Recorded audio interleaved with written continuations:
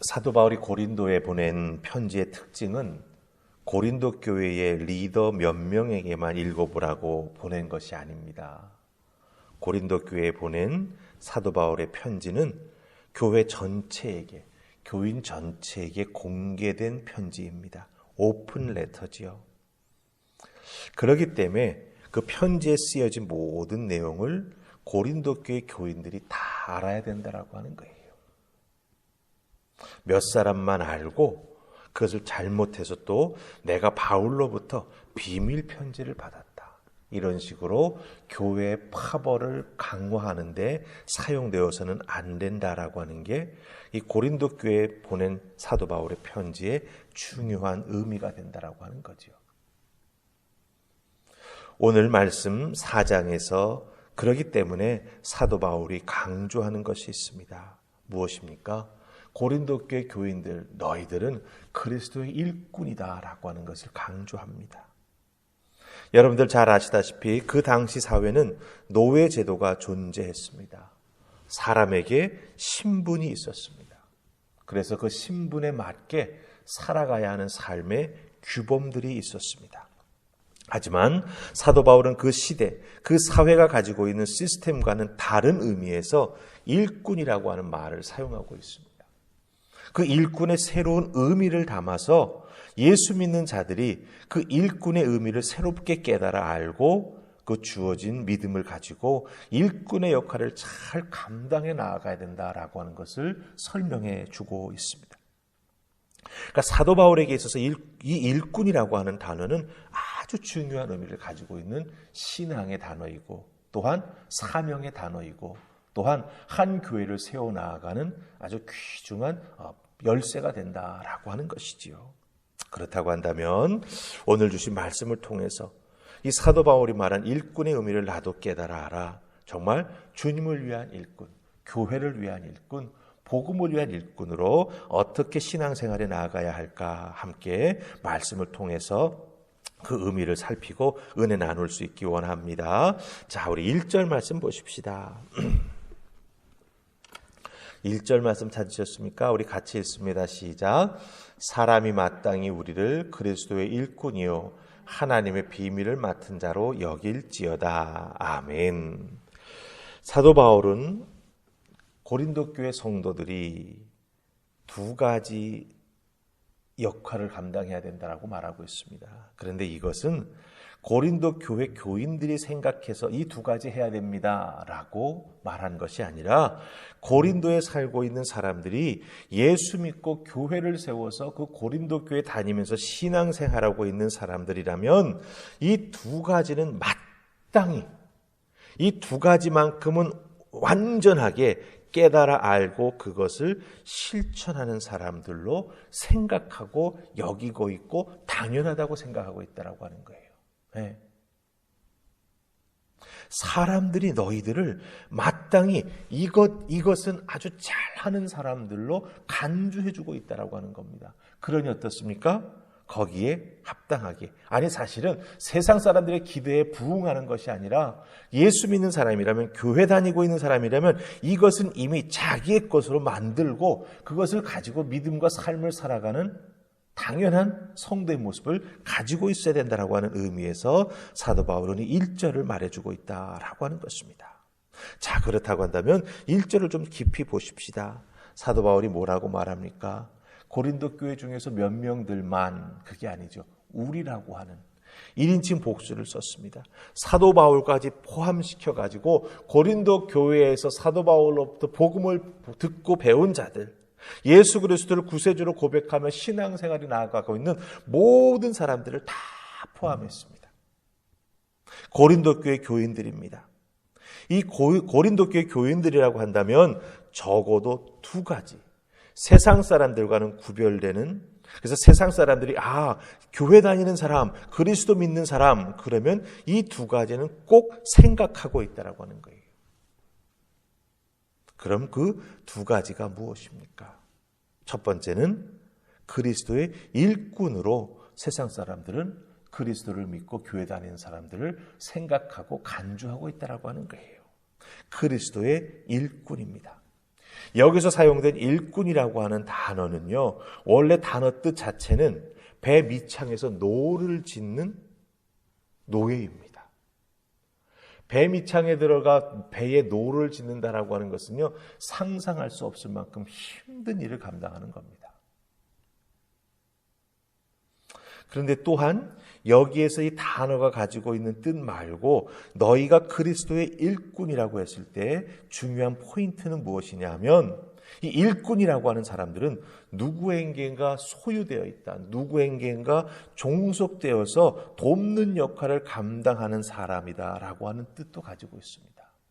노예로서 배 밑창에서 노를 젓는 사람이지만 그 배의 소유주가 가고 싶어하는 곳으로 향해 나아가기 위해 힘을 써서 애쓰고 노력한다라고 하는 거죠. 그렇기 때문에 일꾼이라고 하는 것은 누구에게인가 종속되어서 그 주인이 원하는 것, 종속된 사람이 원하는 것을 돕고 이루는 역할을 감당해 나아간다라고 하는 거죠. 그렇기 때문에 여기서 아주 중요한 것은 무엇입니까? 누구에게 종속되어 있느냐라고 하는 게 중요하죠. 누구에게 속해서 누구를 위해서 배를 젓는 일을 하느냐라고 하는 게 아주 중요하다라고 하는 거예요.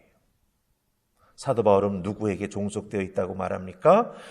고린도 교회 교인들은 그리스도에게 종속되어서 그리스도를 위해 노를 젓는 사람이다라고 정확하게 규정을 해주고 있습니다. 너희들은 다른 누구에게 속해 있는 게 아니야. 그리스도에게 속해 있고 그리스도를 위해서 노를 젓는 사람이다. 이렇게 말해주고 있습니다. 자, 그 다음에 두 번째가 무엇입니까? 하나님의 비밀을 맡은 자다. 이렇게 말하고 있습니다. 하나님의 비밀을 맡은 자. 먼저 이 맡은 자라고 하는 단어를 좀 살펴보십시다.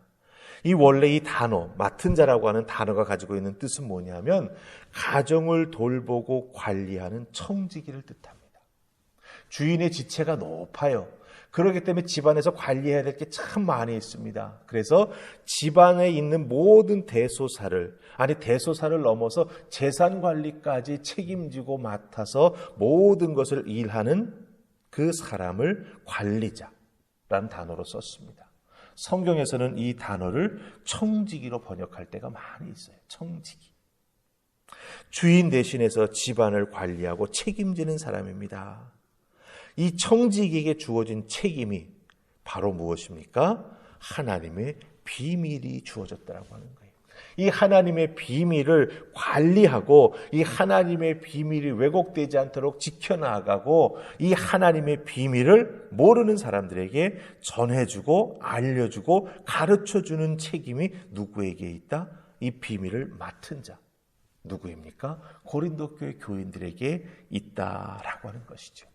그럼 하나님의 비밀은 무엇입니까? 바로 복음입니다. 예수 그리스도 자체입니다. 사도 바울을 통해서 소개받았고 사도 바울을 통해서 예수 그리스도가 나의 구세주입니다라고 고백하고 자기의 죄인됨을 인정하고 예수 그리스도를 위해서 믿음 생활해 나아가야겠다라고 결심했던 그 자기를 변화시켰던 복음, 예수 그리스도 자체, 그것이 바로 하나님의 비밀이 된다라고 하는 거죠. 그런데 그 비밀을 맡은 자가 누구다? 고린도 교회 교인이다. 이렇게 말하고 있습니다. 자, 그럼 이 두 가지를 잘 살펴보시기 바랍니다. 첫 번째, 그리스도의 일꾼이라고 말했을 때 이 일꾼도 결국은 누구에게가 속해 있는 거죠. 그러니까 두 가지 다 누구에게가 종속되어 있다라고 하는 겁니다. 그리고 또 하나, 무슨 책임을 지고 일하느냐라고 하는 게 참 중요하죠.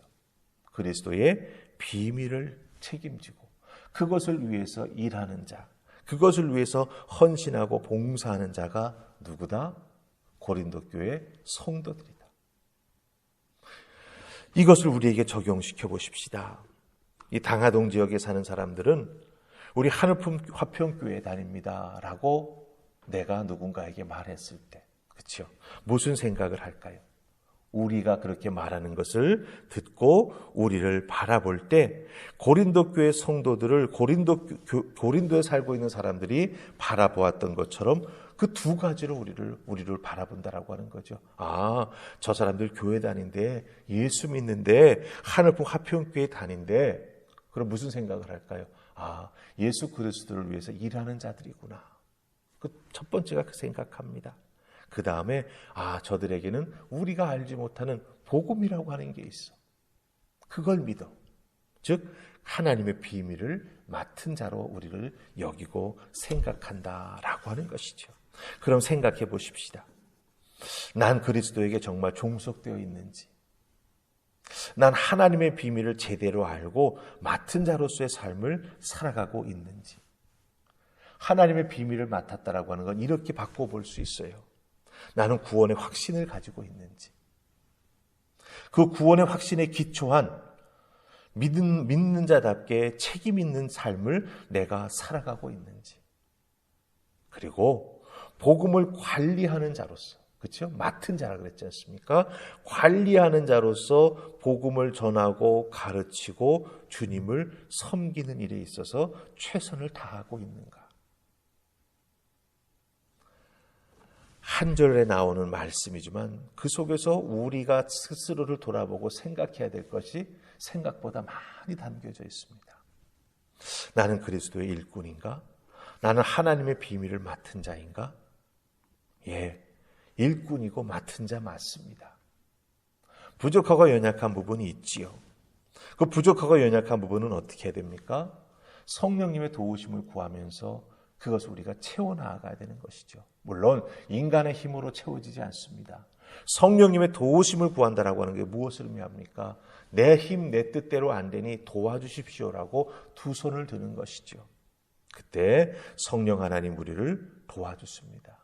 우리에게 임재해 주십니다. 말씀을 기억할 수 있도록 은혜를 베풀어 주십니다. 그뿐만 아니라 말씀대로 살아갈 수 있도록 우리의 마음을 확 드라이브 하시죠. 강권하셔서 움직이십니다.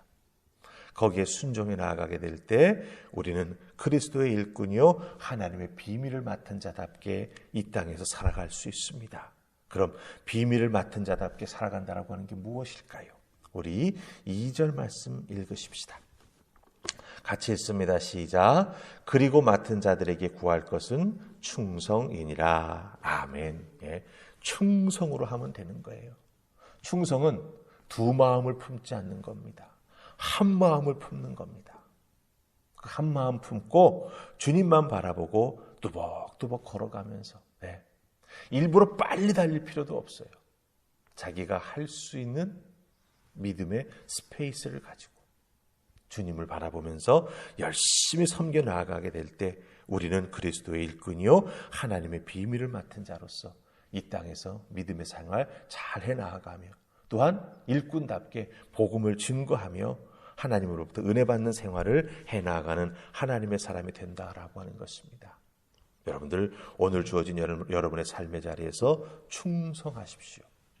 그 대신에 잊지 마십시오. 난 그리스도의 일꾼이다. 나는 그리스도에게 속한 자다. 그 마음 자세만 있다면 여러분 오늘 하루의 삶에서는 정말 하나님의 비밀을 맡은 자답게 증거하고 나누고 또한 그들을 품어주었다라고 하는 것 꼭 기억하시기를 주님의 이름으로 축복합니다. 아멘. 기도하십시다. 좋으신 하나님 감사합니다. 오늘 주신 말씀 속에서 사도 바울은 우리에게 묻습니다. 너희는 그리스도의 일꾼이냐? 하나님의 비밀을 맡은 자 맞냐라고 물어보십니다. 선뜻 예라고 대답할 수 있는 부분도 있지만 우리가 마음속에서 더듬거림이 있음도 또한 고백합니다. 그 더듬거림은 빨리 이겨나갈 수 있도록 주여 도와주시옵소서. 깨달아 알게 하시고 또 체험하게 하시며 성령께 순종하며 나아가게 될 때 그 모든 것을 충만하게 해주시는 충만이 우리에게 임하게 됨을 깨달아 알게 하여 주시옵소서. 오늘도 이 새벽 그 도우심을 바라며 우리의 연약함을 채워주시기를 소망하며 또 우리들의 주어진 삶의 자리에서 충성하는 성도로 살아가는 우리가 되기를 소망하옵고 예수님 이름으로 기도하옵나이다. 아멘.